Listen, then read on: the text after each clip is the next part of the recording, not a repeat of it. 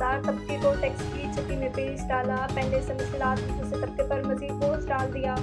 1 لاکھ کمانے والا ہر ماہ 2500 روپے انکم ٹیکس ادا کرے گا۔ 1,83,000 سے زائد کمانے والوں کو 15,000، 2,67,000 سے زائد پر 35,834 اور 3,41,000 روپے سے زائد کمانے والوں کی تنخواہ 53,333 روپے کٹ کے ملے گی۔ بجٹ کا مجموعی حجم 18,877 ارب، 8,500 ارب خسارہ۔ سرکاری ملازمین کے مزے گریڈ 1 سے 16 والوں کی تنخواہوں میں 25% اضافہ، 17 سے 22 گریڈ کے افسران کی تنخواہیں 30% بڑھ گئی۔ پنشن میں 15% اضافہ، کم از کم ماہانہ اجرت 32,000 سے بڑھا کر 36,000 روپے کر دی گئی۔ شہریوں نے بجٹ کو عوام دشمن قرار دیا۔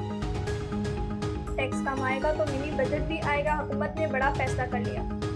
نان فائلر کے گرد شکنجہ سخت، دکان سیل اور 6 ماہ سزا ہوگی۔ 50 کروڑ سے زیادہ کی ٹیکس چوری پر 5، 1 ارب سے زیادہ کی ٹیکس چوری فراڈ پر 10 سال سزا کی تجویز۔ بچوں کے دودھ پر بھی 18% جی ایس ٹی لگ گیا۔ اسٹیشنری اور اخبار کے فروغ پر 10، کمپیوٹرز پر 18% جی ایس ٹی، موبائل فونز پر 18 سے 25% ٹیکس لگ گیا۔ 50,000 والا فون اب 69,000 روپے میں ملے گا۔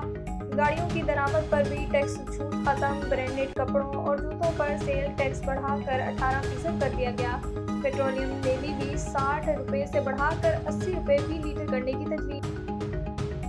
بجٹ میں ٹیکس وصولیوں کا 12,970 ارب روپے، دفاع کے لیے 2,122 ارب، وفاقی ترقیاتی منصوبوں کے لیے 1,400 ارب روپے، بے نظیر انکم سپورٹ پروگرام میں 27% اضافہ، مزید 5 لاکھ خاندانوں کو پروگرام میں شامل کرنے کا ہدف۔ تعلیم کے لیے 93 ارب، صحت کے لیے 27 ارب، آئی ٹی سیکٹر کے لیے 79 ارب۔ کراچی میں 8 ارب سے آئی ٹی پارک بنے گا۔ پی ٹی اے کی نجکاری اولین ترجیح، وزیر خزانہ محمد اورنگزیب کا مہنگائی سگنل ڈیجٹ تک لانے کا عزم۔ معیشت تباہ ہو گئی، وزیر خزانہ کی بجٹ تقریر کے دوران اپوزیشن نے ایوان سر پر اٹھا لیا۔ عمر ایوب بولے، آئندہ مالی سال میں شرح نمو نیچے آئے گی، زراعت سے متعلق حکومتی دعوے غلط ہیں۔ سینئر اجلاس میں پی ٹی آئی کا احتجاج، شبلی فراز بولے، پی ٹی آئی بجٹ کو عوام پر ٹیکس کا بوجھ بڑھا دیا، آئی ٹی کی ایکسپورٹ پر بھی وار کیا۔ نیوز اسٹوڈیو سے فی الوقت اتنا ہی۔ مزید خبروں اور اپڈیٹ کے لیے دیکھتے رہیے A1 T V. A1 T V, سب پہ نظر، اندر کی خبر۔